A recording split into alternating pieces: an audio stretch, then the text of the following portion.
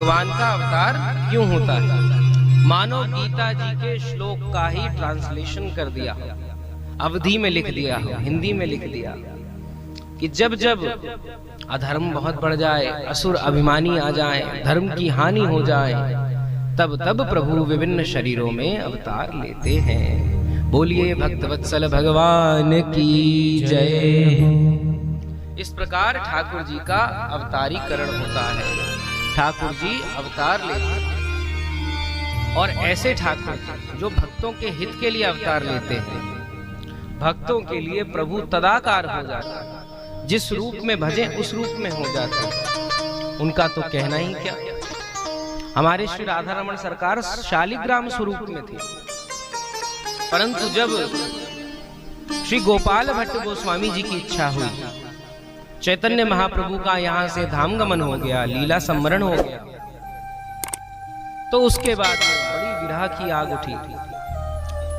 भागवत जी का एक दिन श्लोक पढ़ लिया, स्तंभे सभायाम न मृगम न मानुषम। गोपाल भट्ट जी नरसिंह चतुर्दशी का वह शुभ दिन, उस दिन जैसे वो भागवत जी का श्लोक पढ़ा, मन में भाव उठा कि नरसिंह के लिए वो एक खंबे से प्रकट हो गए, स्तंभ से प्रकट हो गए।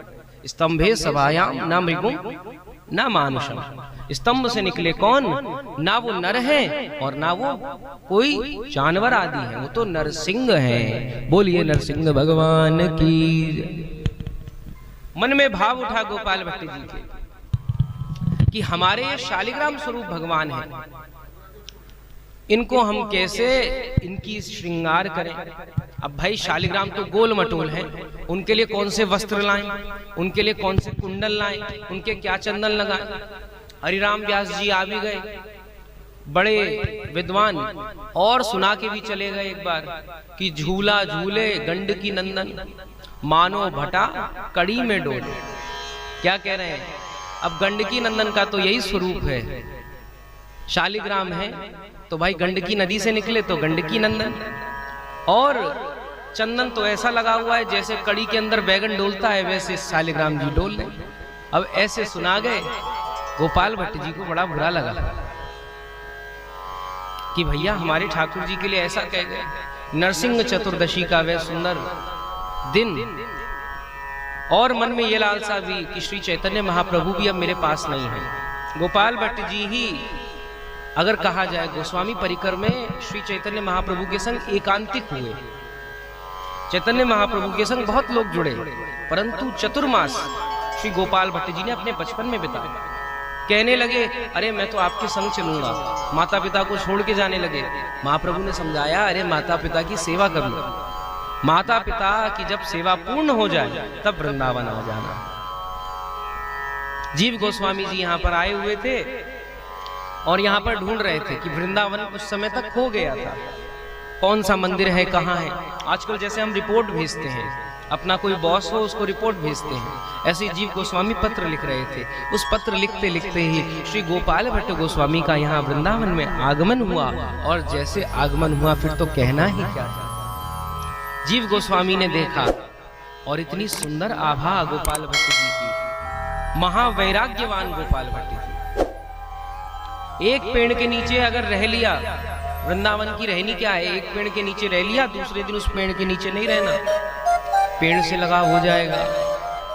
मान प्रतिष्ठा बढ़ने लगी तो छोड़कर चले गए मंदिरों को, बोले हम दूर जाके रहेंगे, अरे हमारी प्रतिष्ठा बढ़ जाएगी। अरे ग्रंथ भी लिखे तो अपना नाम गायब करा दिया। ऐसे वैराग्यवान गोपाल भट्ट। आगमन हुआ तो पत्र में लिखा कि हमें यहाँ राधा श्याम सुंदर मिल गए, हमें गोविंद देव जी मिले हैं, हमें यहाँ पर मदन मोहन जी मिले हैं, इस स्थान पर मिले हैं, और साथ में ये भी लिख दिया, एक लाइन जोड़ दी कि गोपाल भट्ट आ गए हैं। बस फिर क्या कहना था, मानो गौड़िया संप्रदाय की गादी ही श्री चैतन्य महाप्रभु ने भेज दी। आज भी अगर आप आए तो श्री राधा रमण मंदिर में गोपाल भट्ट जी के पास में श्री चैतन्य महाप्रभु जी का पट्टा है। जिस गद्दी पर बैठ के वो भजन करा करते थे, वो श्री गोपाल भट्ट जी को प्राप्त हुआ। यहाँ सारे जीव गोस्वामी, सनातन गोस्वामी उसे सर पे लगा रहे, गोपाल भट्ट जी भी उसको सर पे लगाने लग गए। तब जीव गोस्वामी जी बोले, इसको सर पे नहीं लगाना है आपको, आपको इस पे बैठना है।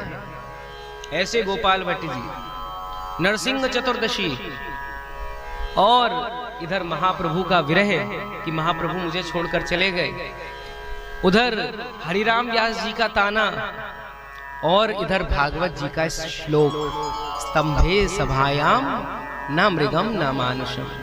आंखों से आंसू निकले, कहने लगे जैसे प्रहलाद जी के लिए आप प्रकट हो गए थे, क्या मेरे लिए प्रकट नहीं हो सकते?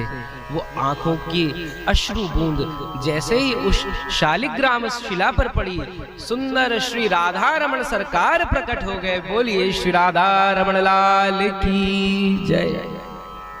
तो या से